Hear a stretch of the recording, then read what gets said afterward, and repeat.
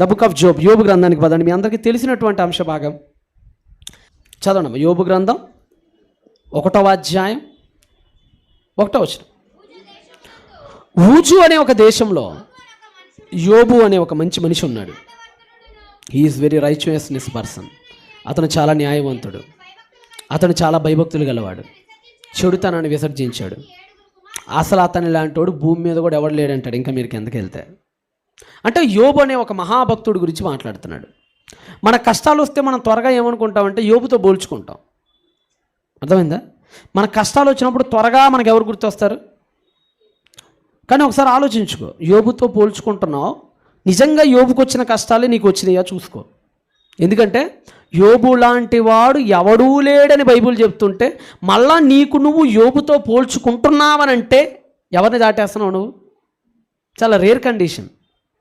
నిజంగా యోబు లాంటి భక్తి నీకుందా? యోబు లాంటిగా చెడుతనమును విసర్జించావా? మరి ఆ క్వాలిటీస్ అన్నీ నీకున్నప్పుడు యోబుతో పోల్చుకో. క్వాలిటీస్ ఏమీ లేకుండా నీ అంతటా నువ్వు కొని తెచ్చుకున్న కష్టాలకి యోబుని చూసుకొని మురిసిపో. మాకు మనల్ని మనం భ్రమకు గురవుతాం కొన్నిసార్లు. అర్థమవుతుందా? యోబు గారు ఏ పాపం చేయలేదట తన జీవితంలో. ఆయన జీవితంలో కష్టాలు వచ్చినాయి. ఏమొచ్చినాయి చెప్పండి? మీరు చదవండి. అసలు యోబు గ్రంథం ఎప్పుడు చదివి ఉంటారు మీరు? ఏమొచ్చినాయండి చెప్పాలి, 1 by 1 చెప్పండి. సంపద అంతా పోయింది, సంతానం అంతా పోయింది, గొర్రెలు పోయాయి, ఒంటెలు పోయాయి, గార్ధబాలు పోయాయి, ఆరోగ్యం పోయింది, కట్టుకున్న భార్య చీగొట్టింది, ఇంట్లో పనోళ్ళు వెళ్ళిపోయారు, స్నేహితులే శత్రువులయ్యారు. ఇంతకంటే దారుణం ఎవరి జీవితంలోనూ జరగదు నాకు తెలిసి. ఉన్న బిడ్డల్లో అందరి బిడ్డలు ఒకే రోజు చచ్చిపోయిన గాథ మనలో ఎవరికైనా ఉందా? పాతకాలంలో పుట్టిన 10 మందిలో ఒక బిడ్డో 2 బిడ్డలో చిన్నప్పుడు చచ్చిపోయేవాళ్ళు. మనం దానికే ఇప్పటిదాకా కోలుకోలేం. గుర్తొచ్చినప్పుడల్లా కళ్ళమ్మని నీళ్ళు వస్తుంటాయి. మీ అనుకున్న వాళ్ళు ఎవరైనా చచ్చిపోయినప్పుడు కళ్ళమ్మని నీళ్ళు వస్తాయా గుర్తొచ్చినప్పుడల్లా వాళ్ళు? కదా, 10 మంది పిల్లలు శవాలు ముందు పెట్టారు తీసుకొని వచ్చి, చితికిపోయిన శవాలని. దాని వెనక తన సంపద శవాలు ఉన్నాయి. ఇంతకంటే బ్యాడ్ న్యూస్లు ఎవడు ఏ చెవితో వినుండడు. ఇంతకంటే దారుణాలు ఎవరు ఏ కళ్ళతో చూసుండరు. అన్నీ విన్నాడు, అన్నీ చూశాడు. చూసిన తర్వాత చాలా బలమైన మాట, ఒక మాట అన్నాడు ఆయన. ఏమన్నాడమ్మా? 1వ అధ్యాయము, యెహోవాయే ఇచ్చెను. ఆ పదాన్ని చదవండి ఒకసారి, ఆ వచన భాగాన్ని. 21వ వచనం చదవండి. యెహోవాయే ఇచ్చెను, యెహోవాయే తీసుకొని పోయెను, యెహోవా నామమునకు స్తుతి కలుగును గాక. నిజంగా ఈ మాట చదవటానికి చాలా బాగుంటుందిలే, కానీ కార్యాచరణలో మన వల్ల కాదు అసలు ఈ మాట అంటావు. చదవటానికి చాలా బాగుంటుంది ఈ మాట, అబ్బాయి ఎంత గొప్ప పొగుడుకోవటానికి చాలా బాగుంటుంది యోబుని. మన జీవితంలో మనం ఈ మాట అనగలమా అంటే పెదాలు తడబడతాయి, నాలుక వణికిద్ది. ఎందుకంటే మనం పోల్చుకోవటానికి బాగానే ఉంటాయి, కానీ కొన్ని ఆ స్థితిలోనికి మనం ఎంటర్ అయిన తర్వాత వచ్చే కన్నీళ్ళ వరదను ఆపుకోవటం మన వల్ల కాదు. కానీ యోబు ఆపుకున్నాడు, దేవుని స్తుతించాడు. యెహోవాయే ఇచ్చెను, యెహోవాయే తీసుకొని పోయిను, యెహోవా నామమునకు స్తుతి గనుగులుగా కానన్నాడు అని చివరి వచనంలో ఒక మాట అన్నాడు. నీ పెన్ను ఉంటే నేను చెప్పిన అండర్లైన్ చేసుకోండి, ఎక్కువ చేయకండి, నేను చెప్పిన దానికి తక్కువ చేయకండి, నేను చెప్పినయే చేయండి. చివరి వచనం చదవండి, అంతవరకు చేయండి. ఈ సంగతులలో అండర్లైన్ చేయండి, మొత్తం చేయకండి. ఈ సంగతులలో అంతవరకు చేయండి. చదవండి అమ్మా. ఏ విషయం అందును యోబు గారు ఏ పాపం చేయలేదు. మళ్ళీ ఇక్కడి నుంచి చేసుకోండి, దేవుడు అక్కడి నుంచి చేసుకోండి. దేవుడు అన్యాయము చేసేనని చెప్పలే. 2 మీకు అండర్లైన్ చేయించా. ఒకటి ఈ సంగతులలో, రెండోది దేవుడు అన్యాయము చేసినని చెప్పలే. నిజంగా మనం ఎవ్వరం కూడానండి యోబు గారి కాలి గోటికి పనికిరాం. నువ్వైనా నేనైనా ప్రపంచంలో ఆరిన నేల మీద ఉన్న ఏ భక్తుడైనా ఎవరి కాలి గోటిలో ఉన్న మట్టికి కూడా తోలం. యోబు గారి చిటికెన వేలి కాలి గోట్లో ఉన్న మట్టికి కూడా మనం తోగం. ఇప్పుడు మళ్ళా చదవండి, యోబు గ్రంథం 1వ అధ్యాయం చిట్ట చివరి అండర్లైన్ చేసుకున్న వచనాన్ని చదవండి. ఈ సంగతులలో దేవుడు అన్యాయము చేసినని యోబు ఎక్కడా చెప్పలేదు. కానీ ఈ దేవుని నమ్మకాన్ని వమ్ము చేయటానికి యోబుకి ఎంతో సమయం పట్టలేదండి. దేవుడు పెట్టుకున్న ఆశల్ని కోల్చటానికి యోబుకి ఎక్కువ సమయం పట్టలేదండి. దేవుడు అనుకున్న లక్ష్యానికి తూట్లు పడవటానికి యోబు భక్తుడికి ఎంతో సమయం పట్టలేదండి. మీరు యోబు గ్రంథం టూకీగా ఒక మాటలో చెప్పమంటారా? అసలు యోబు గ్రంథం అంటే ఏంటండి అంటే టూకీగా 2 మాటల్లో చెప్తా. 1070 వచనాలతో రాయబడిన గ్రంథం. ఎన్ని వచనాలు? 1070 వచనం. ఈ 1070 వచనాలు 522 వచనాలు యోబు మాట్లాడినవి. మిగతా 528 వచనాలు అటు దేవుడు, సాతాను, తర్వాత బిల్దదు, తర్వాత ఎలీఫజు, తర్వాత ఎలీము, ఇలాగ అందరూ కలిసి మాట్లాడిన 528.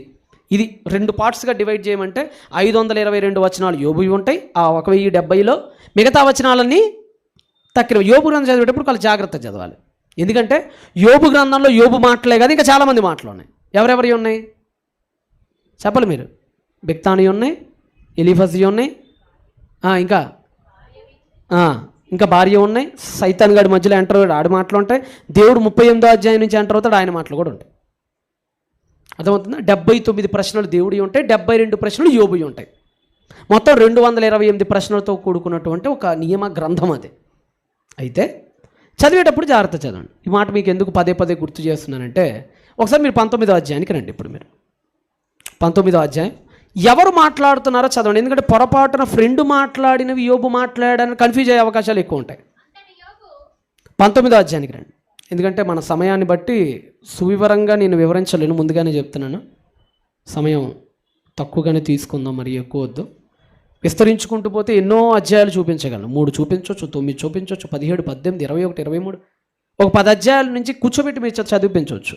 కానీ సమయం తక్కువగా ఉంది కనుక ఇంపార్టెంట్ వచనాలు మాత్రమే చదివి వినిపిస్తున్నాను. రైట్, చదవనమ్మా. యోబు గ్రంథం 19:1. అంతటి యోబు ఇలా ప్రత్యుత్తరం ఇచ్చాడు. అంటే ఎవరు మాట్లాడుతున్నారు ఆ మాటలు? యోబా ఇంకెవరైనా? యోబు ఖాతానే కదా అది. ఎవరి ఖాతా? 19 యోబు గారి ఖాతానే. ఫ్రెండ్ల ఖాతా కాదు అది, సాతాను ఖాతా కాదు, దేవుడి ఖాతా కూడా కాదు, యోబు గారి మాటలే. 6వ వచనంలో ఏమన్నాడో చదవండి. అలాగైతే దేవుడు నాకు అన్యాయము చేసెననియు తన వలలో చిక్కించుకొనుననియు మీరు తెలుసుకోవాలి. మళ్ళీ మొదటి వచనం చదవండి, మళ్ళీ మొదటి మాట చదవండి. దేవుడు నాకు అన్యాయము చేశాడు. ఎవరన్నారు ఈ మాట? అందుకని అన్న పైన చదవండి మళ్ళీ ఎవరన్నారు నన్ను. యోబు, యోబే అంటున్నాడు ఆ మాట. దేవుడు నాకు అన్యాయము చేశానని మీరు తెలుసుకోవాలి. 1వ అధ్యాయంలో దేవుడు ఏమన్నాడు? దేవుడు అన్యాయము చేశానని యోబు చెప్పలేదు. మరి ఏంటి అలా నేసాడు పుసుకున? మరి దేవుడు అంతగా సైతాను ముందు దేవుడు తల ఎత్తుకొని చెప్పాడే, నా బిడ్డ చూడవే సైతాన్, చూడు ఒకసారి నా కొడుకుని చూడు, ఎన్ని కష్టాలు పెట్టినా ఎంతమందిని చంపేసినా నా బిడ్డ నోట్లో నుంచి ఒక్కసారి కూడా దేవుడు అన్యాయం చేశాడనే మాట రాలా. చూడు, దేవుడు చాలా సూటిగా మాట్లాడాడు సాతాన్తో. కానీ ఆ మాటకి తూట్లు పడవటానికి ఎన్నో అధ్యాయుల పట్ల 19వ అధ్యాయం వచ్చే సమయానికి అనకూడదు అనుకున్న ఆ మాటని కూడా అనేసాడండి. కష్టాలు వచ్చినప్పుడు ఎలా ఉంటుందో తెలుసండి పరిస్థితి. మన ముందు ఒక పెద్ద ప్రెస్ మీటే. అప్పుడప్పుడు కొంతమంది టీవీ9, టీవీ5 అందరూ వచ్చి కూర్చున్నప్పుడు మాటలు చాలా జాగ్రత్తగా ఉండాలి. పొరపాటున మిస్పెల్ అయిందనుకోండి, మాట ఏమైపోతాం? బుక్ అయిపోతాం. కష్టాలు వచ్చినప్పుడు భక్తుడికి మరి ముఖ్యంగా కష్టాలు వచ్చినప్పుడు దేవదూతలు, దేవుడు, సాతాను, సకల లోకం నీ వైపే దృష్టి పెట్టుకుని ఫోకస్తో చూస్తుంది. నువ్వు ఎలా స్పందిస్తావు ఈ కష్టాన్ని, నువ్వు ఎలా ఎదుర్కొంటావు ఈ కష్టాన్ని. ఒక కష్టం వచ్చినప్పుడు నువ్వు దేవుడి విషయంలో ఎలాంటి మాటలు పలుకుతున్నావు దేవుడు అన్నీ చూస్తున్నాడు. మీరు యోబు గ్రంథం చదివారనుకోండి, యోబు నానా రకాలుగా దైవ విమర్శ చేశాడండి. మనం యోబు గ్రంథం 1వ అధ్యాయం చదివేసి ఇదే యోబు అని బుక్ మూసేసి జిప్పేస్తే నేనేం చేయలేను. చాలామంది యోబు గ్రంథం అంటే ఆ 1వ అధ్యాయంలో అదే డైలాగ్, ఇక అదే యోబు, ఇక మార్క్ అలా పడేసుకున్నాం. కానీ అధ్యాయాలు తిప్పండి. 3 చదివారు ఎప్పుడైనా యోబు గ్రంథం? చదవండి. 5 చదివారు చదవండి, 7 చదవండి, 8, 9, 10, 11, ఇందాక చదివిన 21 చదివారు, అది కూడా చదవండి. 21 తీయండి. ఫర్ ఎగ్జాంపుల్ మీకు ఒకటి చెప్తున్నా, చదవండి అని అంటాం ఎందుకులే కానీ 21 ఒకసారి మనమే చదువుదాం. ఒకసారి ఓపెన్ చేసి యోబు దైవం విషయంలో ఎలాంటి మాటలు ఉపయోగించాడు. 7వ అధ్యాయం చదవండి. 21:7 చదవండి. ఏమా? భక్తిహీనులు ఏల బ్రతుకుదురు, వారు వృద్ధులై బలాభివృద్ధి. ఏమయ్యా దేవుడా, భక్తిహీనులందరినీ బాగానే బతికిస్తున్నావు కదా, వారు ముసలోళ్ళైనా బాగానే ఉన్నారు కదా, వారు ఉండగానే వారితో కూడా వారి సంతానము వారు చూచుచుండగా వారి కుటుంబం స్థిరపరచబడుతుంది. అయ్యో వారి సంతానం బాగుంది, నా సంతానం ఏం చేసింది, నా సంతానాన్ని చంపేశావు. ఆ ప్రశ్నలు వెనక అర్థాలు అవి. చదవండి. వారి కుటుంబములు, వాళ్ళకేమో క్షేమం, నాకేమో క్షేమం. దేవుడి దండం వారి మీద పడట్లా, నా మీద వచ్చి పడింది, నాకే అన్ని కష్టాలు వచ్చినాయి. వారి గొడ్లు దాటగా తప్పక చూలు కలుగుతుంది, నా గొడ్లన్నీ పిడుగులు పడి చచ్చిపోయినాయి. వారి ఆవులు ఈడ్చుకపోక ఈంతున్నాయి, నా ఆవులు శబాయిలు వచ్చి చంపేశారు. వారు తమ పిల్లలను మందలుగా బయటికి పంపుతారు, వారి పిల్లలను నటనం చేస్తారు. నా పిల్లల్నేమో అరుణోదయం లేచి బలర్పిస్తే నువ్వేమో నా పిల్లల్ని శుభ్రంగా గోడలు కూల్చి ఇల్లు కూలిపోయి సుడిగాలికి చంపేశావు. చదవండి. ఎన్నో ప్రశ్నలు. తప్పుగా అనలేదండి ఆయన. ఇక్కడ యోబును తప్పుగా ఎప్పుడు అపార్థం చేసుకోకండి. కష్టాల్లో ఉండే జీవి ఎలా స్పందిస్తాడో అలానే స్పందించాడు ఆయన. అందుకనే బైబిల్లో ఫైనల్గా మాట చెప్పేశాడు దేవుడు. యెషయా భక్తుడి ద్వారా కానీ, రోమాపత్రికలో పౌలు భక్తుడి ద్వారా కానీ ఏమన్నాడంటే, నీతిమంతుడు ఎవడునూ లేడు, ఒక్కడు లేడు. కొంతమంది గురించి రాసి ఉండొచ్చు, కొంతమంది గురించి రాయకపోవచ్చు. రాయిన వాళ్ళందరూ పవిత్రులు అనుకోకండి. మళ్ళా ఇప్పుడు మనకి యోసేపు గారైనా, ఇంకా అంతకుమించి హనోకు గారైనా వాళ్ళ జీవితాలన్నీ లిఖించబడాల. కొన్ని మెయిన్ హెడ్లైన్స్ మాత్రం రాశాడు. ఆ ఒక్కటే చూసేసి ఇక వాళ్ళ జీవితంలో ఏం మిస్టేక్ లేదనుకోవటానికి లేదు. ఎందుకంటే నీతిమంతుడు ఎవడు లేడు, ఒక్కలేడు అన్న దగ్గర ఏదో ఒక మిస్టేక్ ప్రతి ఒక్కరు చేశాడని లెక్క. ఇదే మిస్టేక్ యోబు దగ్గర కూడా జరిగింది తన జీవితంలో. మొదటి అధ్యాయంలో ఉన్న విశ్వాసం యొక్క తీవ్రత అధ్యాయాలు గడిచే కొంది సన్నబారింది, అధ్యాయాలు గడిచే కొంది చిన్నబారింది. యోబును తప్పుపడటానికి ఏమీ లేదు. సామాన్య మానవుడిగా ఆయన కొన్నిసార్లు కష్టాలను తట్టుకోలేక దైవంకై స్పందించాడు. దైవం మనకు ఒక ఉదాహరణగా యోబును పెట్టాడు. చివరికి యోబు గారండి మొత్తం 72 ప్రశ్నలు దేవుణ్ణి అడుగుతాడండి. నాకెందుకు ఇలా చేసావు, నాకెందుకు ఈ కష్టాలు వచ్చినాయి, నా కుటుంబంలో నా పిల్లల్ని ఎందుకు చంపేసావు, నా భార్య కూడా ఎందుకు నన్ను చీకొట్టింది, నేనేం అన్యాయం చేశాను, నేనేం కష్టం చేశాను, నేనేం పాపం చేశానని దేవుణ్ణి 72 ప్రశ్నలు అడుగుతాడు. అప్పుడు దేవుడు 79 ప్రశ్నలే సమాధానాలుగా తిరిగి మళ్ళీ వదులుతాడు. అది మీకు 38వ అధ్యాయం నుంచి ఉంటుంది. ఒకసారి 38వ అధ్యాయం తీస్తారా? మనకున్న 10 నిమిషాల సమయాల్లో మనం టకటక మాట్లాడుకోవాలి. ఇంకా 38వ అధ్యాయం 1వ వచనం. అప్పుడు యెహోవా సుడిగాలితో ఈలాగున యోబు 37వ అధ్యాయం వరకు అడిగిన 72 ప్రశ్నలకి దేవుడు ఇస్తున్న సమాధానం అండి ఇది. అప్పుడు యెహోవా సుడిగాలితో ఈలాగున ప్రత్యుత్తరం ఇచ్చాను. మాట్లాడుతూ ఏమంటాడంటే, మీకు 28 చదవండి. స్పీడ్గా ఉండాలి కొద్దిగా. నేనేమో వందే భారత్లో ఉండి మీరేమో ప్యాసింజర్లో ఉంటే కుదరదు. కరెక్ట్గా పాస్ అయితేనే తొందరగా గమ్యానికి వెళ్తాం. 28 వర్షమునకు తండ్రి ఉన్నాడా? Mister Job come here. నీకు తెలుసా who is father of rain? నీకు వర్షానికి తండ్రి ఎవరో నీకు తెలుసా? దేవుడు అడుగుతున్నాడు ప్రశ్నల్ని. మంచు బిందువులను పుట్టించిన వాడు ఎవడో నీకేమైనా ఐడియా ఉందా? చెప్పు ఆన్సర్ చెప్పు. దేవుడు అడుగుతున్నాడు, ఆన్సర్ చెప్పు నువ్వు నాకు.